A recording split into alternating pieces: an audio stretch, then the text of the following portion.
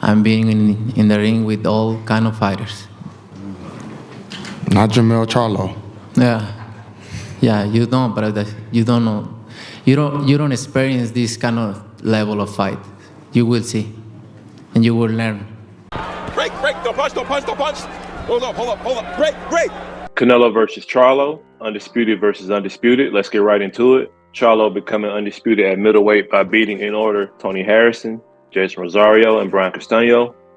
Canelo by becoming undisputed at super middleweight by beating in order Rocky Fielding, Callum Smith, Billy Joe Saunders, and Caleb Plant. Quite a few interesting storylines surrounding this fight, both coming off of very serious hand and wrist injuries. For Charlo, a broken hand, and for Canelo, torn cartilage in his left wrist. That was the question of, is Charlo in too deep? Will his body be able to hold up 2 weight classes above 54, where he's been his whole career, especially against arguably the best fighter in the game? That was the question of, is Canelo coming down the other side of the mountain? Is he slipping just a little bit? A lot of people thought so after his performance against John Ryder. People also mentioned size, but I didn't think that would be a factor. And you can see at the weigh-in that Charlo was actually the bigger man, at least height-wise. But it didn't matter. No disrespect is intended at all, but I'm 100% sure that Canelo got harder sparring getting ready for this fight than when Charlo offered. I think Canelo definitely took this fight personally. In boxing, you're only as good as your last fight. And a lot of people thought he was declining after that fight. I definitely didn't.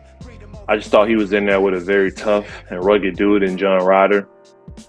But the fight itself, not even close. Canelo showed Jamel a lot of things he had never seen before. Jamel's never seen somebody cut off the ring as efficiently as Canelo did. He's never seen somebody attack the body like Canelo did. And I just think it was too many problems for him to try to figure out in one night in 12 rounds. Charlo felt what Canelo was bringing early on and wanted absolutely no parts of it. You could even see Charlo grimacing in pain after getting hit a couple times. Canelo made it a point to stand up in between rounds, and I absolutely believe that was to send a message. He was saying, "Oh, y'all saying I'm washed?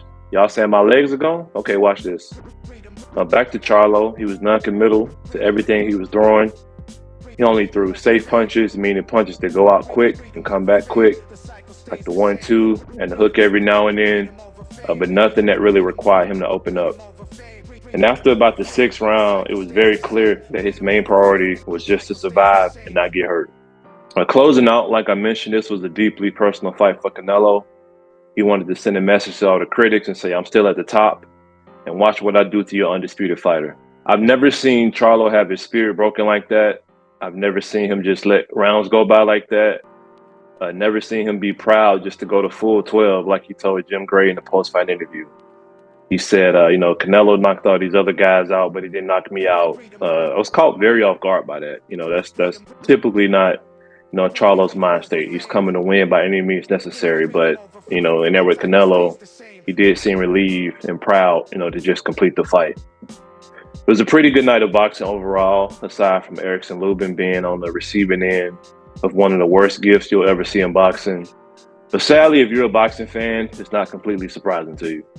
Canelo able to silence the critics for the moment, excited to see what's next for him.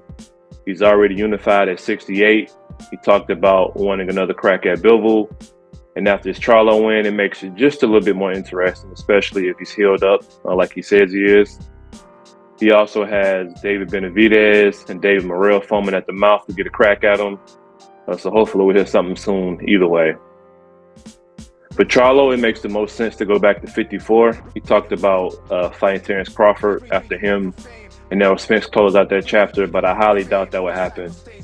But who knows? Crawford and Jamel do have real beef, I feel, and Crawford was very critical of Jamel's performance on Twitter. So who knows? Boxing is all about the storylines, and Bad Blood, hands down, is one of the best, if not the best storyline in boxing. As always, thank you for checking out the Clinch Review. I'll see y'all on the next one. Peace. Undisputed versus undisputed. That could be a big thing in boxing. Fucking.